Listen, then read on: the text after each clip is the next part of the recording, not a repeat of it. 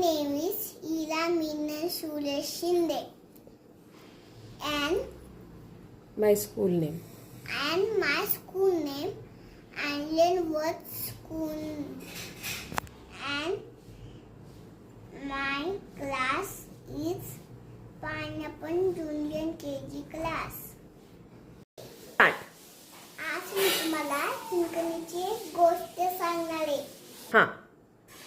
चिंकणी नावाची एक गवलन होती. तिच्याकडे खूप गाय होत्या. ती रोज सकाळी त्यांचं दूध घ्यायची आणि नायगड्यावर जायची दूध द्यायला. आणि संध्याकाळ झाली आणि आपल्या घरी परत जायची. एक दिवस काय झालं, तिला झालं उशीर आणि मग तिला किल्ल्यावर आणखूनच बसायला लागलं. शिवाजी महाराजांचा एक नियम होता. संध्याकाळ झाली की किल्ल्याचे दरवाजे बंद करत आले. मग काय झालं, चिंकणी तिथेच अडकून पडली. मग तिने द्वारपालाला विनंती केली की प्लीज मला जाऊ द्या, माझं मन खाय तिथे एकटेच राहिलंय. आणि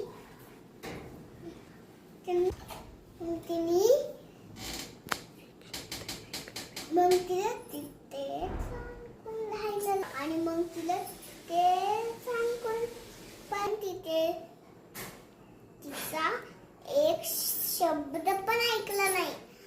झालं ते तिथेच आणखून पळायला लागलं.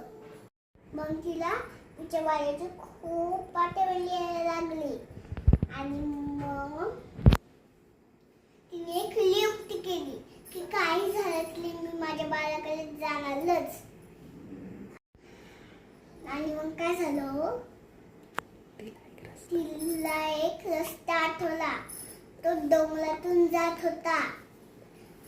ते जाताना अतिशय अंधन होता आणि खूप काटे होते आणि तेवढंच नव्हतं,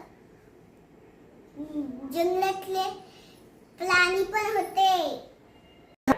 तरी सुद्धा दमगली नाही आणि बालाच्या ओळीने ती काटकुटातून चालत राहिली. तिच्या पायातून रक्त आलं तरी सुद्धा ती थांबली नाही. स्टार्ट. असं करत ती एकदाची घरी पोहोचली.